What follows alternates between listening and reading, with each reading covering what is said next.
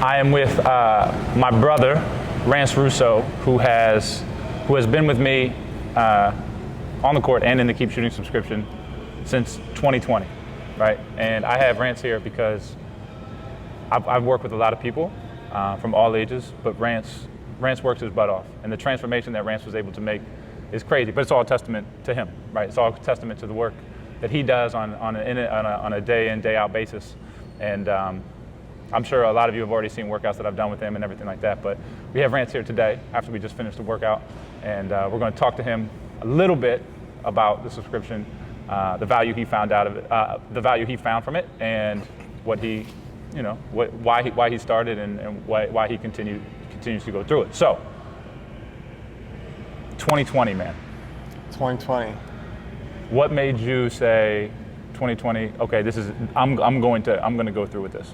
So 2020 is when I graduated high school, and then the year I graduated high school, COVID really hit. So that spring and summer, wasn't really doing a whole lot, and I knew I had a ton of time before I went to college to just get better as a shooter and as a basketball player. So, and I always knew of Mike. Mike and I grew up across the street. We went to the same high school, 10, 15 years apart. But I always knew of Mike, so I hit him up, and I wanted to become. I was a decent shooter, but my mechanics weren't kind of where they needed to be to always feel good and efficient. Mm-hmm. I would have days where I was really good, I couldn't miss, and then I would have days where I couldn't make anything. So that was the main reason why I started to just tighten up, and I made a complete rebuild of my shot, and I wouldn't change it at all.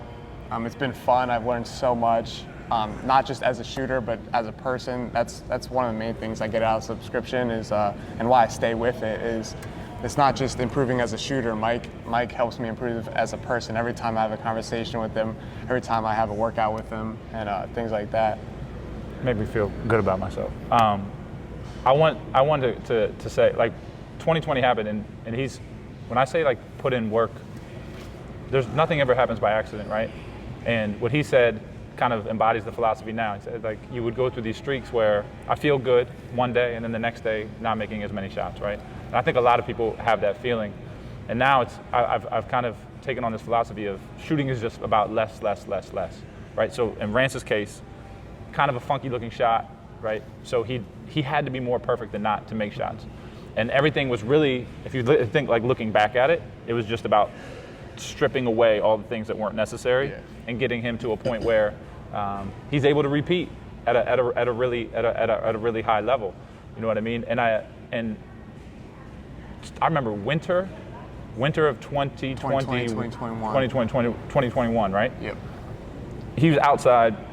It was like 5 degrees outside, yeah, and he's sending video every day of what he's doing, what he's trying to feel, and all this kind of stuff. And I just think that's one of the pieces of this, like going from, if you watch him shoot now, he can shoot it really, really well, but understanding that each day he put in the time, not just to do the work, but to understand the work, right? And that stuff compounds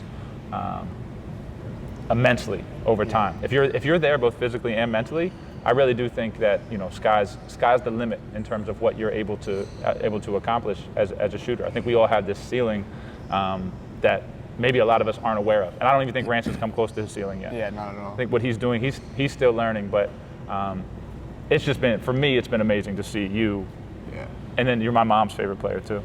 The other day we were out to eat, and she's like, I just love Rance. I love the way Rance shoots the basketball. So I feel like that's a big thing too. That's a great compliment. That's an awesome thing too.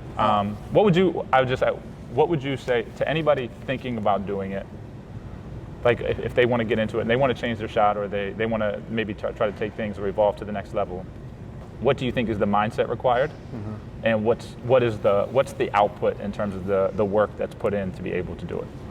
So I would say the main thing is like just sticking with it, because they're like, over my 3 years so far, the subscription, not every day has been great, and Mike knows that. I've had stretches where like I get frustrated, like everything wasn't just perfect up to this point. I get frustrated at it, like I get down on myself, but then you just have to really, like that's where I say I've become such a better person in that too, is like and just stronger mentally. Is like I've learned how to stay level-headed throughout this whole thing, and just like you got to take the good days with the bad, and the more good days you can stack, the better.